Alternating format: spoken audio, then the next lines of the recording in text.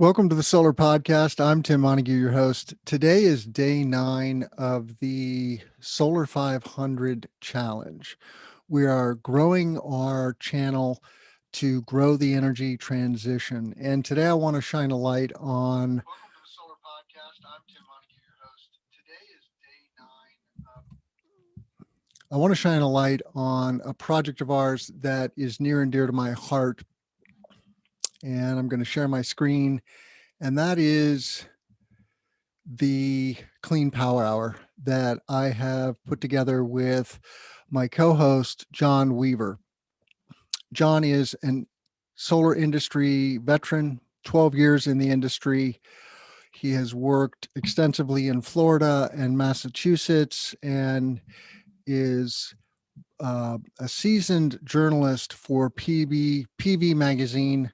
If you have not checked out PV Magazine USA, you want to check it out. They are one of the leading sources of news and information for the solar industry here in North America. Every Tuesday, we bring you an hour of bleeding edge news and resources and information on solar PV, solar, wind, and storage, and the energy transition. We talk a lot about storage because storage is the holy grail for renewable energy. Renewables might get us to 80 or 90% of the grid, but you're going to need storage and other technologies like hydro, wave energy, etc., green hydrogen to get us truly to 100%, because wind and solar, as wonderful as they are intermittent resources, and you need 24/7 power. We are so lucky to have the fusion reactor in the sky, as Elon Musk says, and that does provide the earth with basically an infinite resource. But solar only shines during the day, right? So here in North America, we can only gather 4 to 6 hours of really good sunlight a day. And then we need wind and especially battery storage to power us through a 24-hour cycle. But with those three technologies, we are now, wind and solar are the fastest sources of new energy on the grid internationally. So here's all of those episodes. You can find those at cesnrg.com/videos. And of course, you can subscribe to us on YouTube. There's a subscribe button here on this landing page.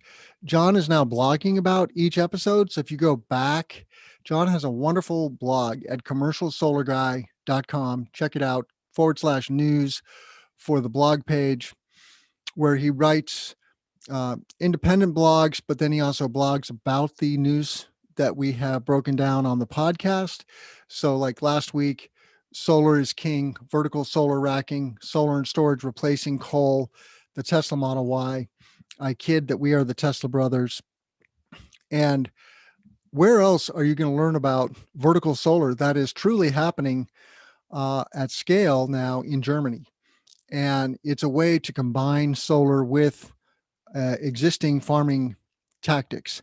And so it's truly a clean, green solution. We talked about coal power being sunsetted in the Four Corners area of New Mexico, which has been a real problem for human health and the health of Native Americans in the Four Corners area. This is in the Colorado, Arizona, New Mexico, Utah area. Ginormous coal plants are now being sunsetted and replaced with solar and storage. Of course, they have wonderful solar resources there in the Southwest. I grew up in Albuquerque, New Mexico from the age of 2 to 14. So I know firsthand, and I have the age spots to show it, but great, sunny, mild climate, high elevation, just awesome.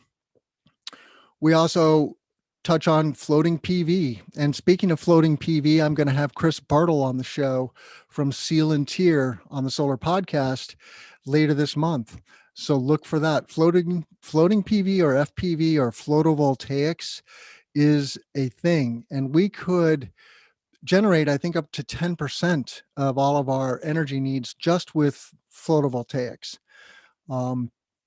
We highlight projects like the largest rooftop solar array in the world, which is in the Netherlands. It's an 18 megawatt rooftop, if you can believe it.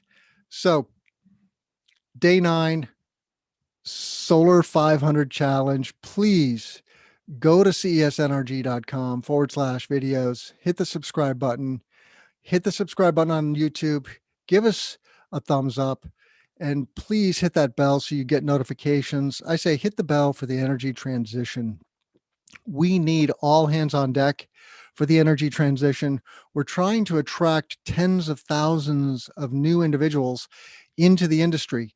Okay. The clean energy industries, including energy conservation, wind, solar, and storage, hydro, green hydrogen. There's so many aspects of the clean energy industries, which are just a rocket ship of growth. I tell my sons, you have 50 years of pure growth if you get into clean energy. It doesn't matter what you do. You don't have to be an engineer, but of course, all kinds of engineers are wanted and needed.